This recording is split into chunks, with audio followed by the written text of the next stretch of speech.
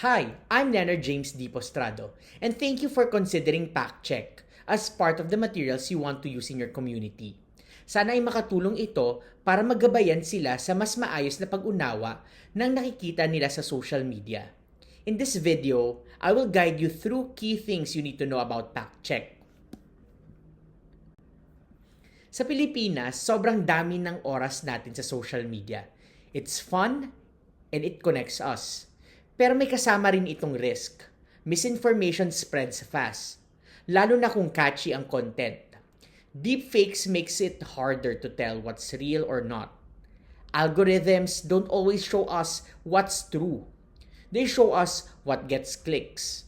Kung hindi tayo maingat, pwede tayong ma-expose sa content na misleading or harmful. That's why we are introducing PacCheck.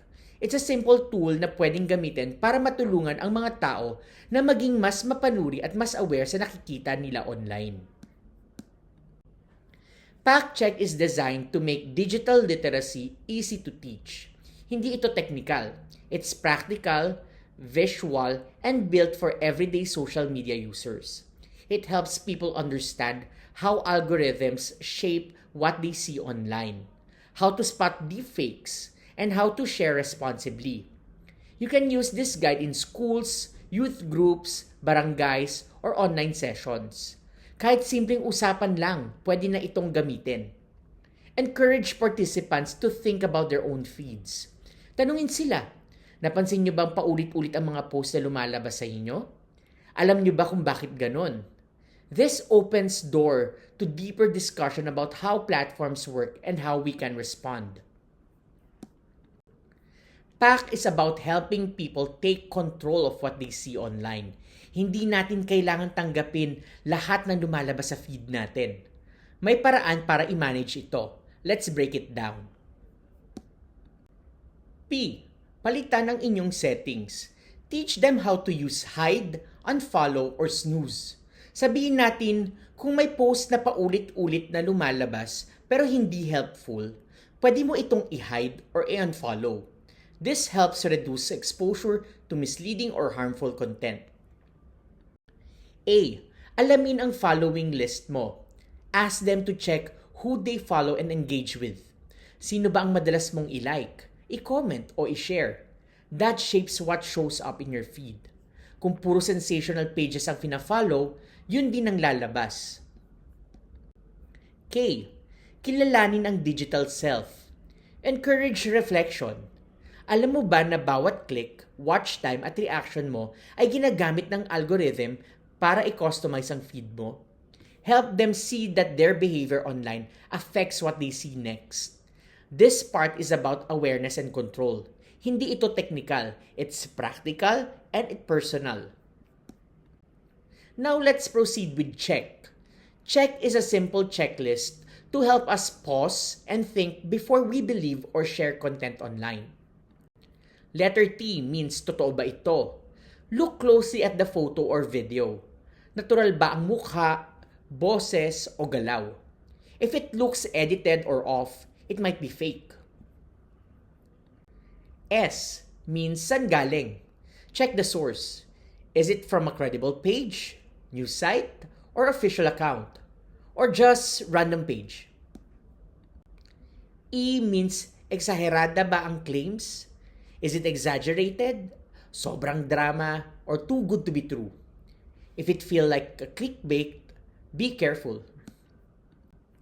K means kumpleto ba ang detalye? Does it include dates, context, and more than one side of the story? If details are missing, don't believe it right away. Check gives us 4 quick steps to guide our communities in being more careful and critical about what they see online. Ngayon, ipapakita natin ang mga carousel posts na pwede ninyong gamitin directly sa inyong communities. Madali lang ito. Swipe through visuals na simple at relatable. Unahin natin ang social media algorithm. Ito yung system na nagde-decide kung ano ang lalabas sa feed mo. Pros. Nakakatulong ito para makita mo yung posts na interesting para sa'yo. Makakonect ka sa friends and updated ka sa mga bagay na gusto mo. Cons. Pero minsan, nagiging problema rin. Pwede rin matrap ka sa echo chamber. Puro sensational content ang lumalabas at nawawala ang ibang perspektibo. Deepfakes are made using AI, specifically a model called GAN or Generative Adversarial Network. Madali lang tandaan kasi may dalawang parts to. Una ang generator. Siya ang gumagawa ng fake image or video. Pangalawa, ang discriminator. Siya naman ang nag-check kung fake or hindi. Habang nagtutulungan sila, natututo ang GAN ng mga mukha, galaw, expressions at boses. Pinipino nito ang details para maging realistic.